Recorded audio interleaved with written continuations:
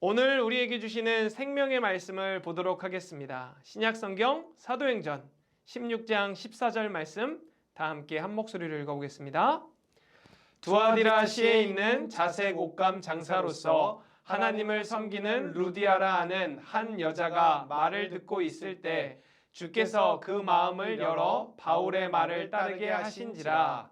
사도행전 16장 14절 말씀. 아멘. 오늘 말씀의 제목은 루디아의 섬김으로입니다.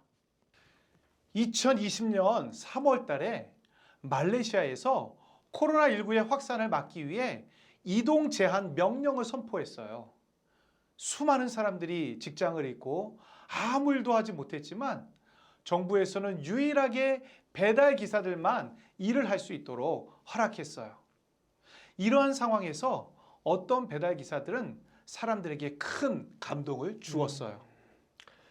이동 제한 명령 중에도 그나마 돈을 벌 수 있었던 그들이 자기 일당을 포기하고 어려움에 처한 이웃들을 위해 무료로 음식을 배달해 준 거예요. 150개에서 시작한 무료 음식 배달은 600개까지 늘어났어요. 돈을 더 많이 버는 것 대신에 나보다 더 힘든 이웃에게 음식을 나눈 배달 기사들. 그들의 나눔으로 많은 실업자와 노숙자들은 따뜻한 위로를 얻을 수 있었습니다. 오늘 말씀에는 예수님을 섬긴 한 사람이 등장해요.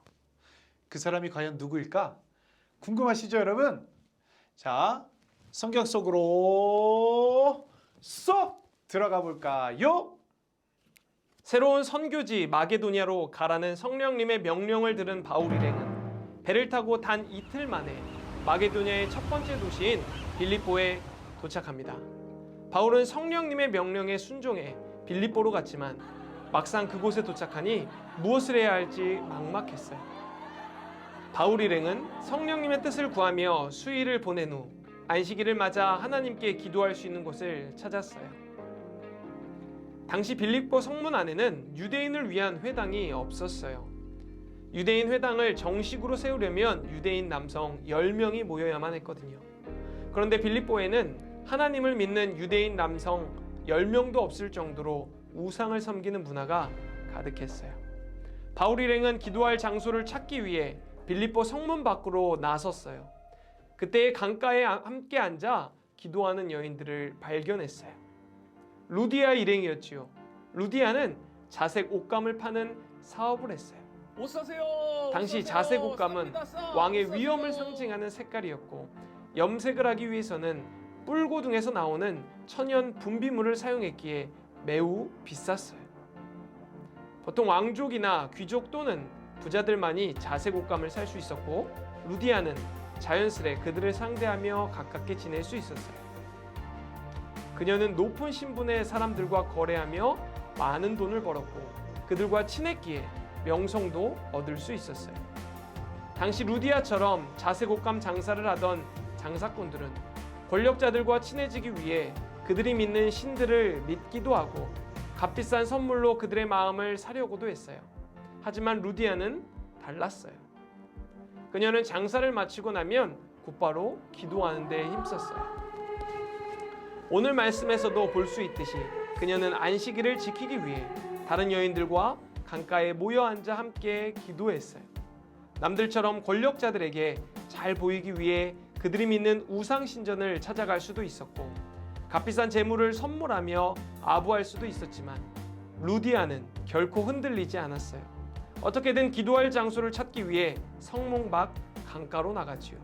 그녀는 하나님을 사랑했고 하나님을 위해 살려고 노력했어요. 그렇지만 루디아에게는 안타까운 점이 있었어요. 바로 예수님을 알지 못한다는 거예요. 하나님을 열심히 섬겼지만 예수님을 알지 못했던 루디아. 기도할 장소를 찾던 바울 일행이 이런 루디아를 만난 거예요. 바울은 루디아에게 예수님을 전했어요. 하나님께서는 루디아의 마음을 열어 그가 예수님을 믿게 하셨어요.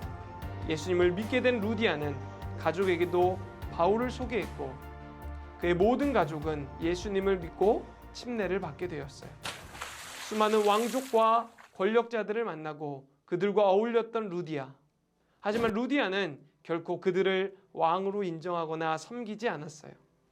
복음을 듣고 침례를 받은 루디아는 확신했어요. 내가 팔고 있는 자색 옷감의 진정한 주인은 바로 예수님이야. 그분만이 하나님께서 우리에게 보내주신 진정한 왕이셔. 뿐만 아니라 예수님을 섬기게 된 루디아는 자색 옷감을 팔아 번 돈을 바울 일행을 위해 사용했어요. 복음을 전하러 이곳저곳을 다니는 바울 일행을 돕기로 결심한 것이지요. 우선 그녀는 바울 일행이 빌립보에서 지내는 동안 머물 숙소와 선교비를 든든히 지원해 줬어요. 그때까지 바울은 누군가의 도움을 받기보다 자신이 번 돈으로만 생활하며 복음을 전해왔어요. 그런 바울에게 부유한 은퇴 군인들이 모여 사는 빌립보의 물가, 특히 여관비는 큰 부담이었을 거예요. 그것을 잘 알던 루디아는 자신의 집에 바울 일행을 초대했어요. 그리고 바울이 빌립보에 머무는 동안 자유롭게 먹고 잘 수 있도록 도왔어요. 또 떠나는 날에는 음식과 여행비를 넉넉히 챙겨주었지요. 그리고 바울이 떠난 뒤에도 빌립보 사람들은 자신의 집을 초대해서 먹을 것을 나눠주며 복음을 전했어요. 이렇게 루디아의 집에서 유럽 최초의 교회 빌립보 교회가 시작되었어요. 바울에게 복음을 듣고 예수님을 섬기게 된 루디아. 그녀는 자색 옷감을 팔아 얻은 것들을 하나님을 위해서 사용했어요. 그녀의 섬김과 헌신으로 우상이 가득한 도시 빌립보에 교회가 세워졌어요.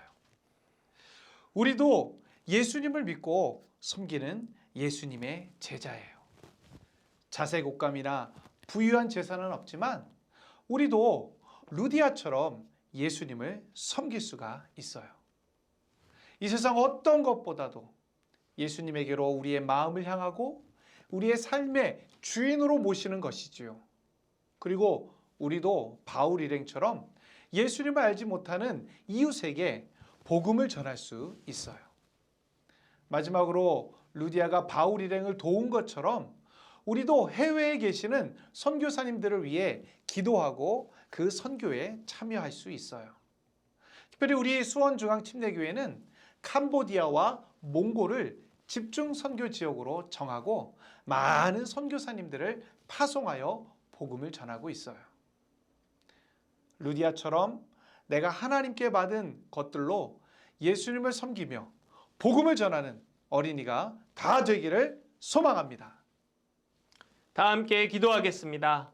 사랑과 은혜의 하나님 아버지, 예수님과 교회를 위해서 자신의 모든 것을 들여서 섬기고 헌신했던 루디아처럼 우리도 그렇게 되기를 소망합니다.